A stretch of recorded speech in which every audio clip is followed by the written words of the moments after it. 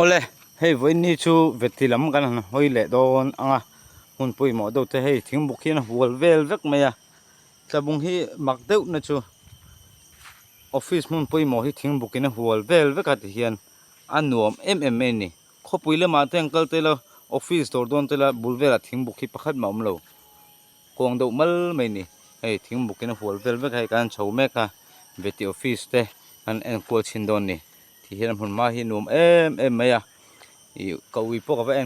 các bạn en tir to với khách chu thì hiền kan chầu mẹ cái này khi lại hi SDO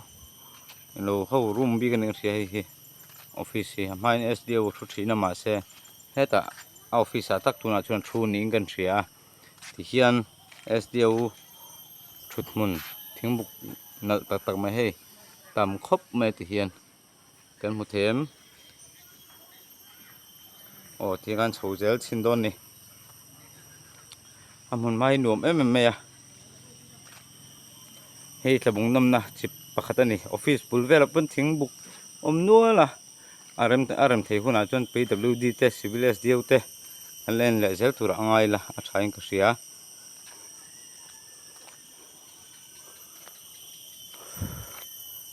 ka ha ve thing khop me ke ro tinga phangkol thina ti hian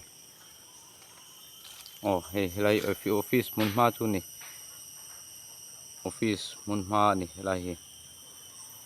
veti complex ani tuna kanum na lai hi hei ta te khian rian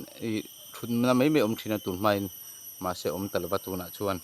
a rei ve deuh ta a thir pai ban da vek ama sen thret vek to neng tuna chuan ole khir tu ten mun poimo tam tak te kan bok thina min lo ngai lu saka min lo share saka min lo comment sak le min lo like lama min lo lak sak turin dus kan ngen chewa voin ni tan chungan du tok do na hiamun poimo tak te kan block wall thina imi alo che do te po alo em som do te po lo mai thea chuwan chuan kakal pa kalak thina ni wangin ka ti chelo thei si lowa kakal pa sia min hriat thiam kha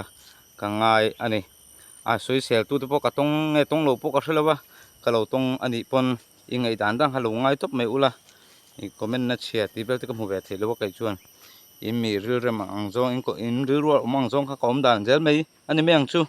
kalung oi thei zel mai ni chuwan chu in zawa in no like sakim no comment sak ula min lo share sak tho tu le turin kan ngen chum lo subscribe tho turin kan ngen bok chau ni in zawa in hun man nom le vek ula